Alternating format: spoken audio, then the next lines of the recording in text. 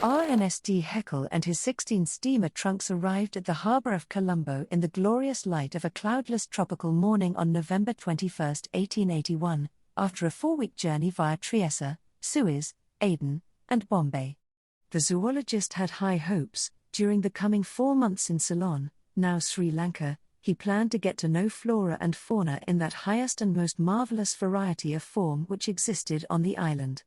Haeckels' enthusiasm was understandable. He was literally entering the promised land of his naturalist dreams. Admittedly, Ceylon at that time was not defined by dream beaches, a devastating tsunami, or decades of conflict between the country's Sinhalese and the Tamil inhabitants, all topics we commonly associate with Sri Lanka today. In Haeckels' era, the teardrop-shaped island nation off India's southeastern coast embodied the concept of the tropics. It was a place of paradisiacal plenty, bursting with things that were unfamiliar and often brilliantly colored: animals, plants, fruit, spices, and even gemstones. The realm of riches seemed like a dream world from another time. It was also a land of extremes, where the heat and humidity provided fertile conditions for a host of dangers, little understood diseases that could quickly turn life-threatening, plagues of insects, predatory animals stalking through the thick vegetation, sharks swimming offshore, and torrential downpours. As he later recalled in his book, Haeckel planned to trade the restraint of our artificial social life for an existence in the midst of the simple children of nature, forming some conception of that visionary primeval paradise into which the human race was born. After all, he believed that humanity had originated near Ceylon on the hypothetical continent of Lemuria in the Indian Ocean. This conviction certainly influenced his decision to travel to Ceylon, along with the fact that his role models, Alexander von Humboldt and Charles Darwin, never made it to that corner of the world. For Haeckel, at the time 47 years old and the most important champion of Darwin's theory of evolution on the European continent, the journey to Ceylon represented the fulfillment of a long-held but initially vague desire that took concrete shape over many years. As an 8-year-old boy, I loved no book more than, he once recalled, and a lonely life in nature on a distant island played a large part in many of my childhood fantasies. It's clear that he caught his tropical fever early, and that it intensified over decades. But his journey was also motivated by immediate scientific concerns. 5 years earlier, Britain's expedition had ended. Despite its global aspirations, this trailblazing contribution to marine research neglected the Indian Ocean. Haeckel did not take part in the voyage, but he was later commissioned to study and classify the specimens, such as jellyfish and starfish, that had been collected. Haeckel wanted to add several chapters to the resulting report.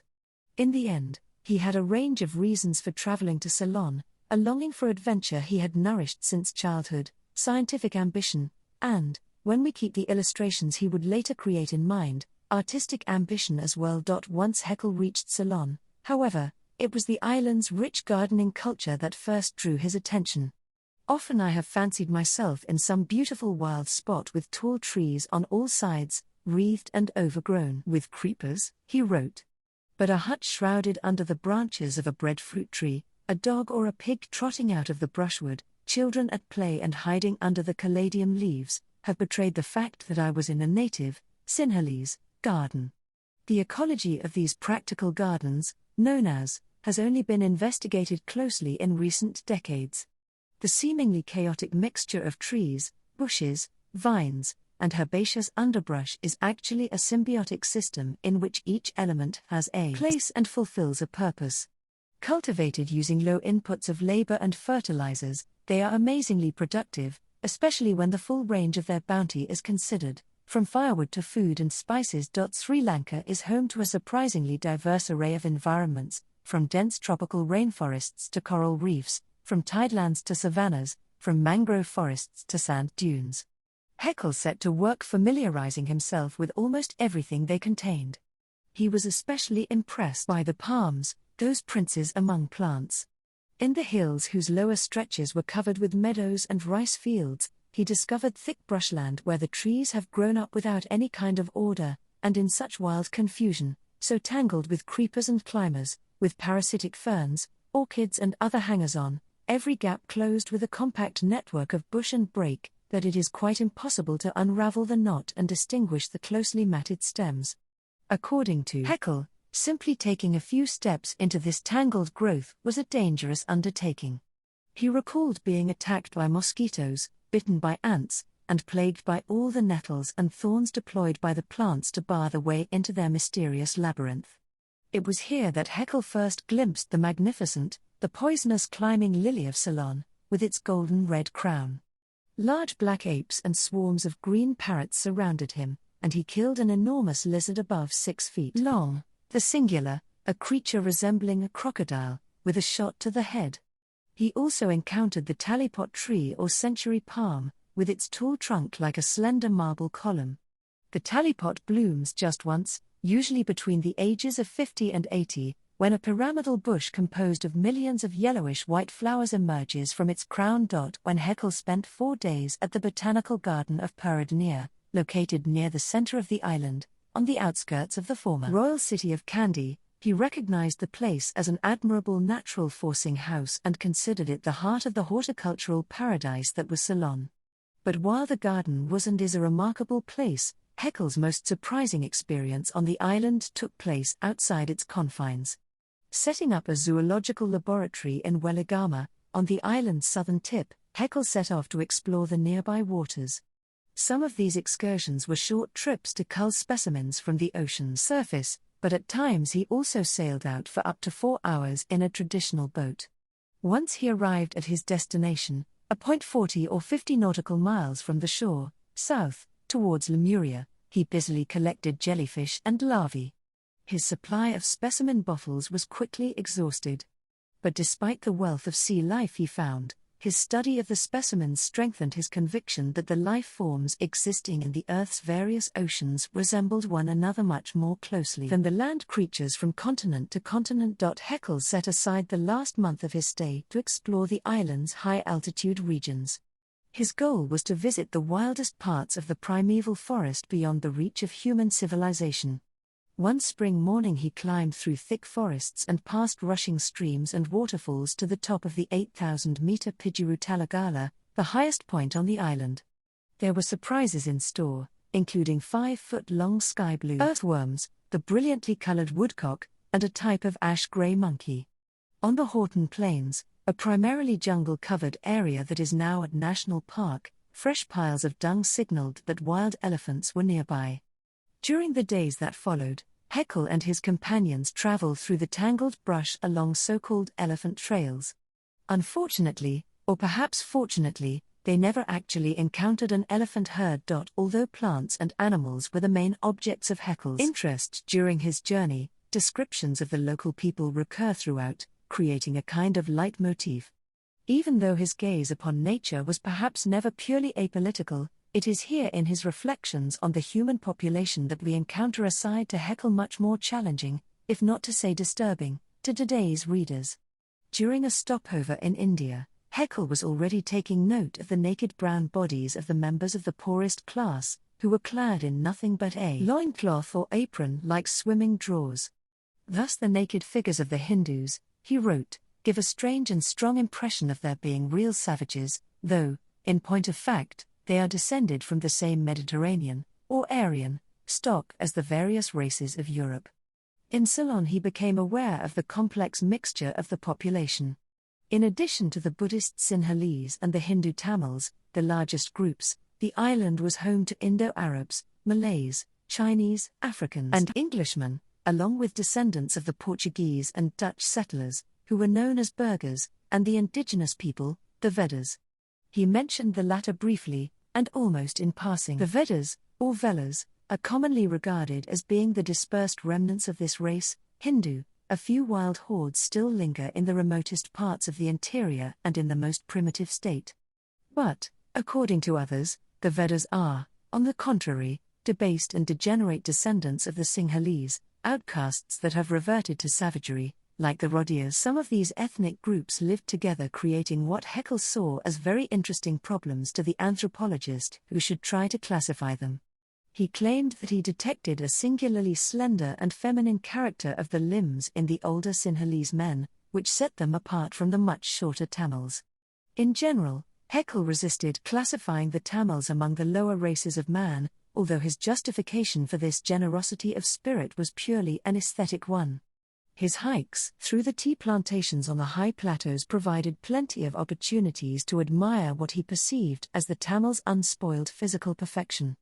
According to Haeckel, a sculptor would do far better to study the true beauty and proportion of the human form among these naturally developed models than in the life schools of European academies, where some model, found with difficulty among the degenerate sons of civilization and forced into some unwonted attitude, is but a poor substitute for the genuine child of nature. On the other hand, Haeckel dismissively claimed that the finely cut mouth and very dark, inspired-looking eyes of the typical Tamil were deceptive, promising much more than the brain within fulfills.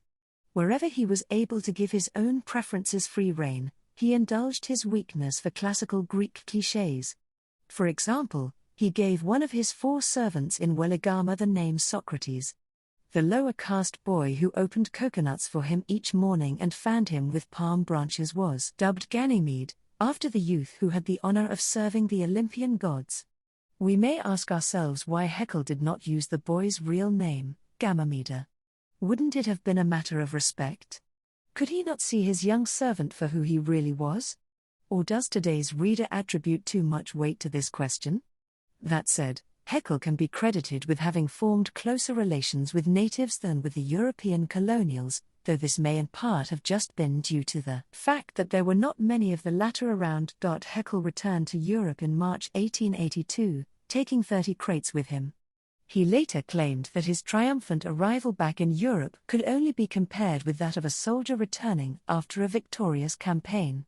Although this first voyage to tropical lands did not lead to any research breakthroughs as such, his contact with its flora and people surely inspired Haeckel in the 2 main branches of activity for which he is known today. On the one hand, in the botanical and zoological bounty of Ceylon we can see the seed for the work by which he is perhaps best remembered, The Splendid, which he began publishing in 1899.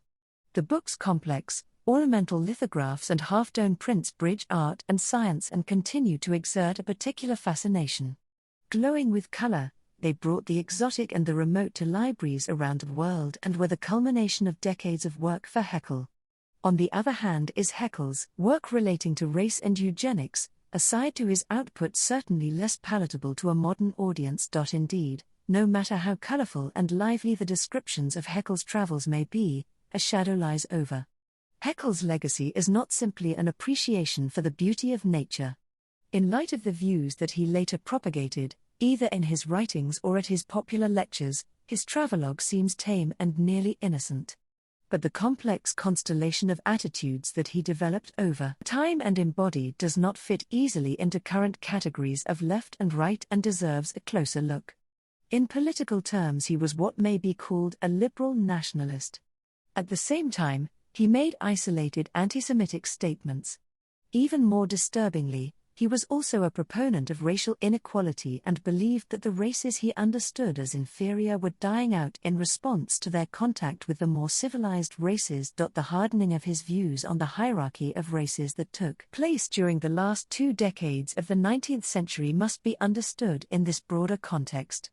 It was a period when the sciences were undergoing intense development and specialization. Haeckel was not working in a vacuum. Racial anthropology was a popular area of inquiry and had a number of champions. The tremendous economic success of certain societies due to industrialization and colonialism provided scientists with a seemingly convincing argument for claiming the superiority of the favored races in the struggle for life, Darwin, and cementing it in the public consciousness. At the same time, these circumstances do not absolve Haeckel of his personal responsibility. He was a man of his time, but he also bears a measure of blame. After all, he was far more than just a cog in the machine. As an extremely popular author, his was translated into all the major European languages. He played an active role in helping concepts regarding the inferiority of certain races to spread and have an impact. In his view, cultural value determines the value of human life itself. He saw an unbridgeable chasm between the thinking soul of the cultured man and the unthinking brutish soul of the savage, natural man, a soul he compared to that of a dog. In his lecture on the origins of humankind at the 4th International Zoological Congress, Held in Cambridge in 1898, he discussed the Vedas as Ceylon's dwarf-like indigenous people, who in his view were one step beyond humanoid apes. He even claimed that the distance between advanced European peoples and savages was greater than that between the latter and apes. His views later found an enthusiastic following among scientists who expounded racial theories to support National Socialist ideology. Equally troublesome is his stance on eugenics, which is light years removed from any ethically defensible standard today. His beliefs in this area transgress the purely descriptive limits of evolutionary theory to embrace the philosophy of the social Darwinists. Yet he did not merely echo their literal, limiting interpretation of the notion of survival of the fittest, but took this chain of reasoning a fatal step further. Haeckels cited the ancient Spartans in his defense of the killing of disabled infants, whom he considered to be of little or no value. Eugenics and euthanasia were embraced by many secular social reformers at the time, including some socialists. However, most of these thinkers advocated reproductive control for those they considered inferior, not their murder. But Haeckel did support killing, and he had a clear idea about where to draw the line between who was worthy of living and who was not. After his death, others followed who were no longer content with mere intellectual games. Adolf Hitler later claimed that it was actually more humane to kill disabled individuals than to allow them to live. To kill the disabled was seen as morally good, even though it overturned Judeo-Christian attitudes which protected the disabled. Haeckel's works were widely read in the early 20th century, and many eugenicists, racists, and anti-Semites absorbed the ideas they contained. Close to 2 decades after his trip, in 1900, Haeckel set off for the tropics once again.